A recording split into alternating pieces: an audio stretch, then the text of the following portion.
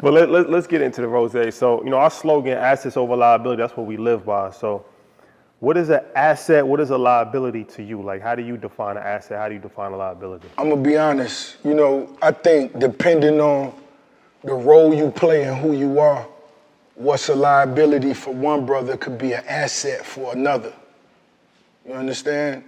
Let's say me owning a private jet, 15 passenger, let's say if it was $5.5 million.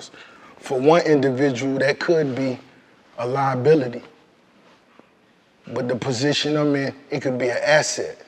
And not just based on the money I get or my salary, but the individuals that's around me that I know would also lease this jet when I'm not using it.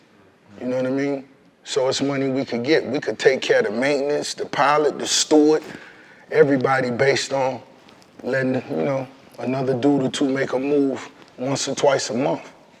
Yeah, that's very fitting because the way you acquired the property, it was somebody's liability, right? It was foreclosed, JP Most definitely owned it, and then you came in and purchased it.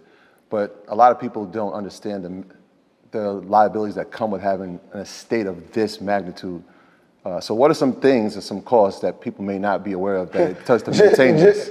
Just simply the air conditioning. You know what I'm saying? Yeah, let's talk about that. Your light bill, homie, your AC bill here, you can't fake that. That's not gonna be. You know how the youngsters say cap, the cap. Yeah, I mean, but cap. You can't cap that. This shit is real. So where we from, like the AC bill might be $500, but we're talking about something like this. So what would, I know there was some reports that it takes $1 million just to maintain this on a yearly basis. What are some of like those costs look like? Man, I'm gonna be totally honest. Rose don't even get to see the cost. The way my team's set up, and that's really between my mother and my sister.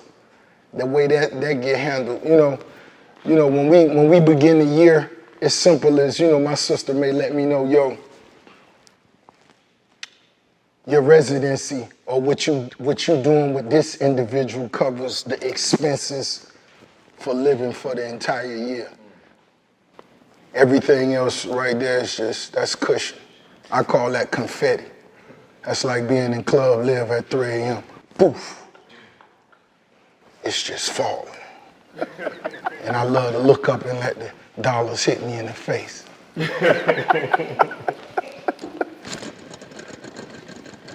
know what I'm saying? So, but it's easy. You know what I'm saying? When I first moved into this spot and we first got it up and running, that's before I fully moved in. I saw, light bill 17K, 18K, that ain't nothing. Yeah, I think one of the liabilities too, and I think you kind of flipped it to being an asset, was that you saw that there was some debt in the landscaping, right? There was some, I think, $500,000 in debt for landscaping, and according to you, you were like, hey, I can cut the costs. I can mow the lawn myself, which led you to get into John Deere and saying, all right, we're gonna cut costs, we'll do it, and also allowed you to provide jobs. Can you talk about that a little bit? Most definitely. That's basically how I look at everything around here. When you see my homies, the ones that's driving me, these are dudes that's from my hood. These are dudes that's from my community. And like I tell my dogs that's around me, you're not just gonna get rich being next to me doing one thing. You gotta be ready to do 5, 7, 10 things. So whatever you did in the hood, that's cool. You was respected for that. But over here, we gotta do this, we gotta do that, we gotta do this. So when I get out there on that John Deere tractor, we all out there. We cutting grass, we doing everything that needs to be done. And for me, it's better to remain hands-on. I wanna remain hands-on, because you're really paying yourself. Remain hands-on, you get to see things from a whole different perspective. You know what I mean? Walking into your chicken restaurants and actually sweeping, learning how to cook the chicken. I could whip up a mean 10 piece. You know what this reminds me of? Nipsey Hussle, when, rest in peace to Nip, he was saying that in his early stages of his career, he did everything from engineer to produce. So he was like, during that process, when the engineer told him something wasn't possible, he said, it is possible because I did it. So if you can't do it, get out the seat and I'll do it for you. And he was like, that really helped him in his journey because there was no part of the process that he didn't actually do himself. So nobody could pull a fast one on him, or nobody can tell him this can't be done, because he knew that it could be done because he actually did it. Oh man, it makes you masterful. Imagine creating a film.